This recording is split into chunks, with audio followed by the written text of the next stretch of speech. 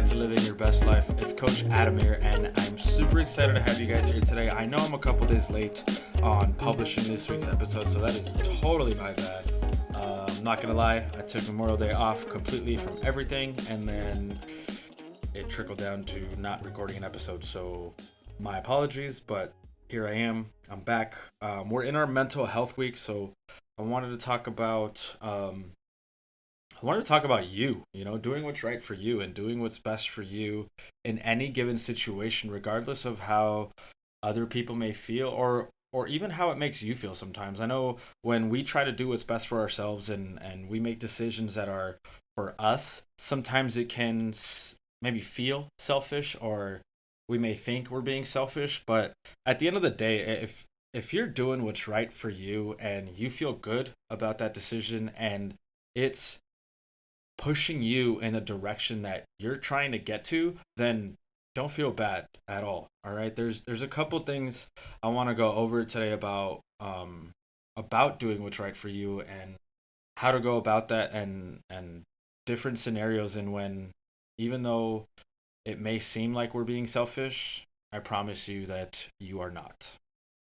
The first thing I wanted to go over is cutting out toxic people in your life, right? Don't feel guilty for doing that, right? Even if you've had a long relationship in the past, even if you've gone through a lot of things together, good times, bad times, and you've created a certain bond, you have to do what's right for yourself today. If you realize that someone in your life is toxic and they're not benefiting you, they're not contributing to your future goals or to your current goals, then it's time to move on, as much as it sucks, right? And you're not at fault, right? You're not at fault for being or for recognizing that someone is being toxic to your life. If someone is being toxic, they're doing it unto themselves. They're bringing it into your life unnecessarily. Right? It's not your fault. It's completely there. So you have to do what is best for yourself. You always have to put yourself first, even if it's going to hurt. Okay, so if you have people in your life that aren't benefiting you, that are maybe pulling you in a direction that's pulling you away from your goals, then it's time to reevaluate that friendship and time to move on, unfortunately. Okay, the second one is don't feel guilty for putting yourself first. All right, especially when it comes to your own sanity, your own mental health. All right, you're allowed to be selfish when it comes to taking care of your mind, when it comes to taking care of your brain and your heart and everything that you carry with you every single day. No one knows your struggle. No one knows when you wake up in the morning and you just can't face the day. You'd rather be home. You'd rather just not go to work. You'd rather not deal with people. That is okay.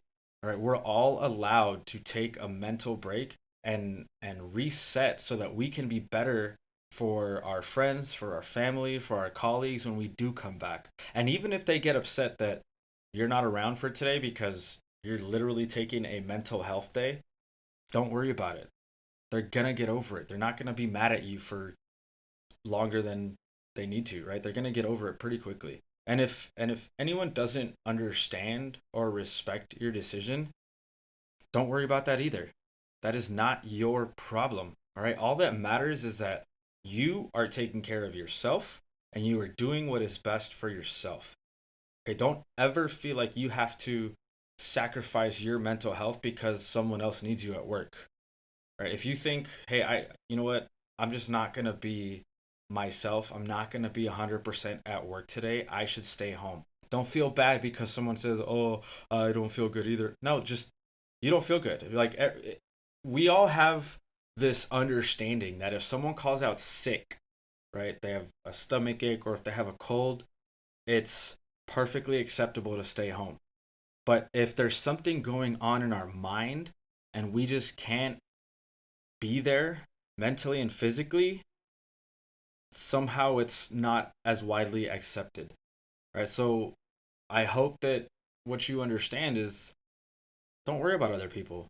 Your brain is the most important thing in your life.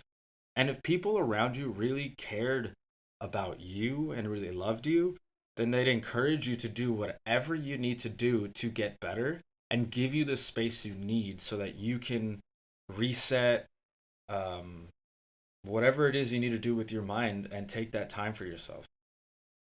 And then don't feel guilty for disappointing other people. All right. You can't make a career choice. You can't make a relationship choice. You can't make a choice on where you're going to live based on what your parents want, based on what your partner wants, based on what you think your family or society wants of you or expects of you. Right? You need to do what brings you the most happiness in your life. There's a lot of things that Audrey and I have talked about of making changes in our life, and what's really going to make us happy in the long run, and things that maybe we can start doing now to make those things happen. Because at the end of the day, what we want is our happiness to start as soon as possible, and it starts with us, right? So in this current moment and situation with where we are, we're happy, we're content with where we are, but we know that there are other levels that we want to reach that'll make us happier in our hearts and in our minds, and just as a whole, where we'll feel like we're finally aligned with what we really want.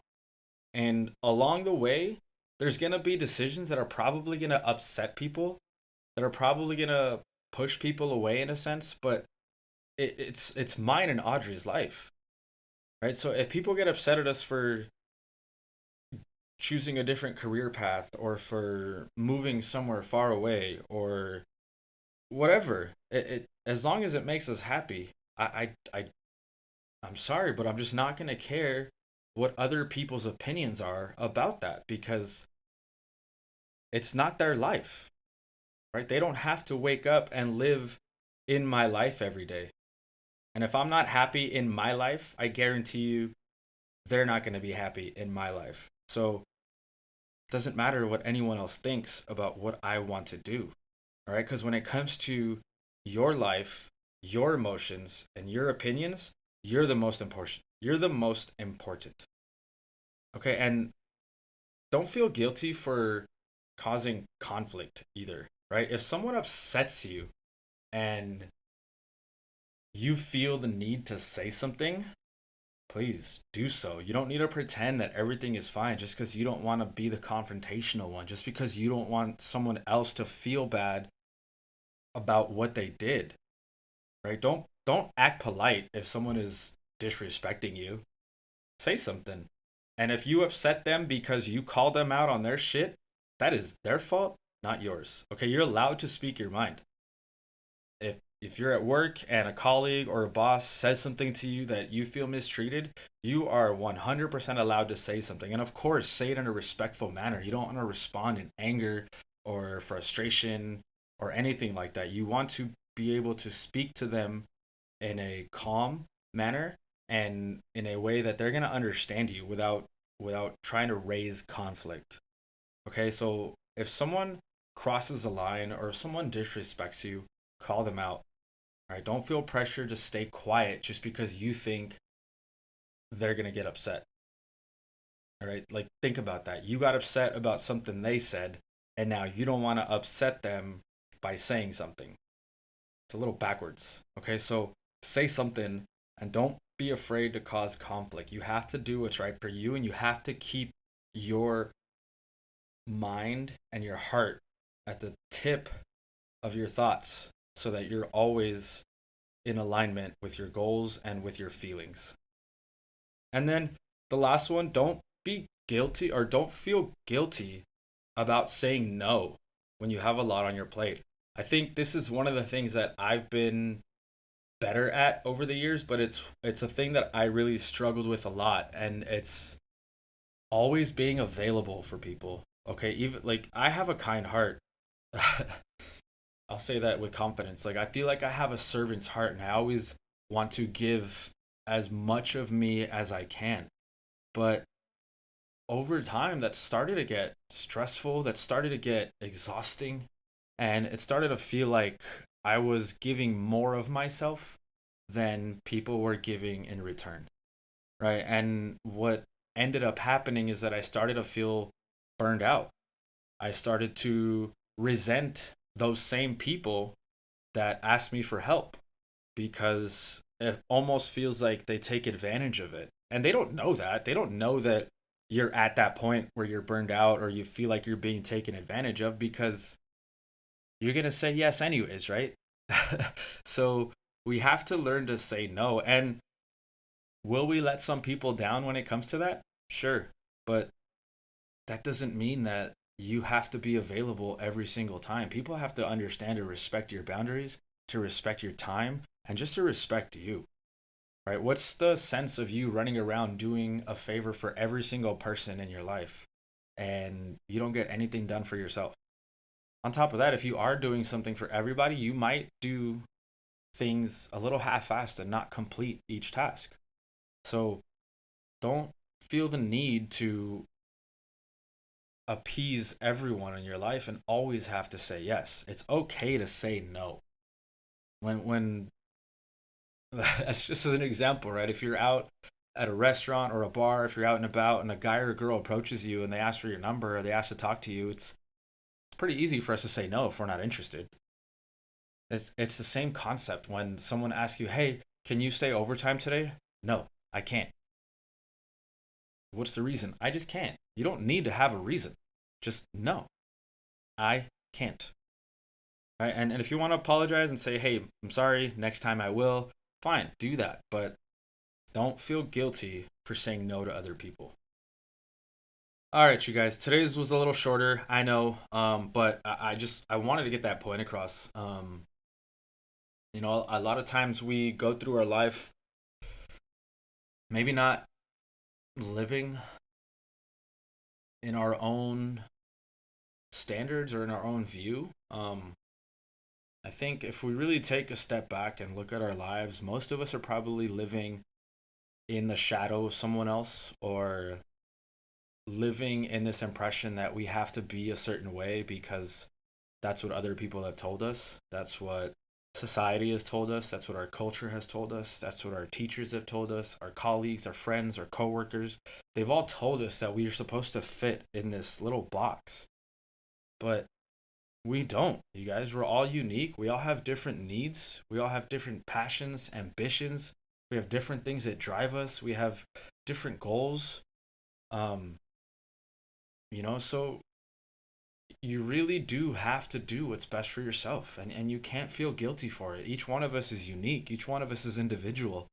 And if we can all work together in a collective way by being our own individual selves, I think that we can accomplish so much as a culture, as a society, as people that that encourage individuality.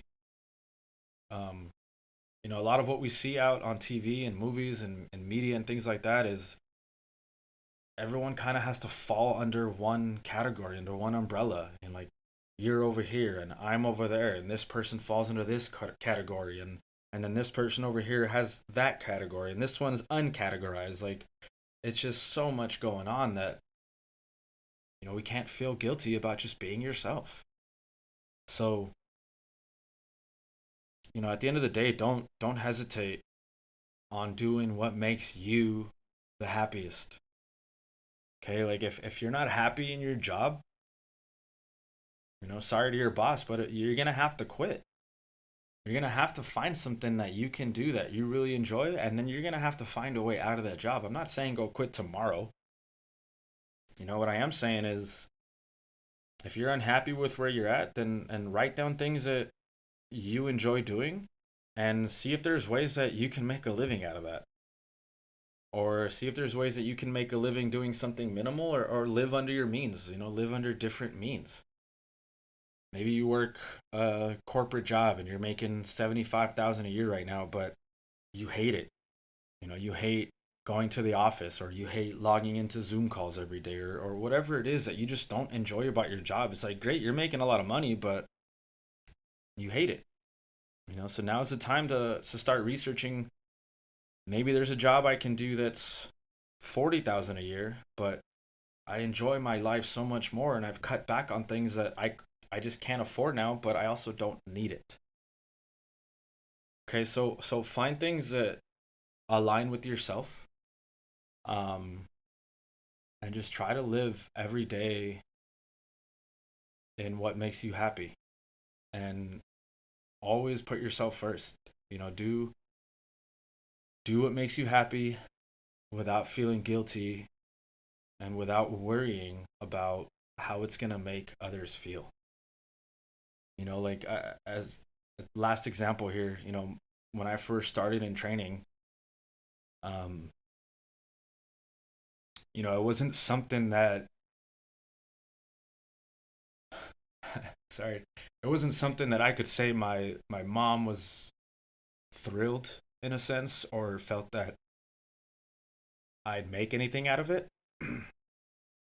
But I didn't care. I had to do what was right for me. I knew that I was happy doing it, and that's all that mattered, right? And now here I am, 6, 7 years later, doing the same thing and making a living out of it. And do I feel guilty that maybe I concerned my mom for a few years? No, man, that's my life. And you always get to where you want to go as long as you put your mind to it and work your ass off. So, yeah. um, that's all I have for you guys today, okay? Do what's best for yourself. Don't feel guilty. And live life in alignment with your passions and your heart. All right. So, thanks again for listening. Really appreciate it. I hope this helps. I will talk to you guys next week. So, remember, have a great week. Love yourself and go be the best version of yourself. Bye.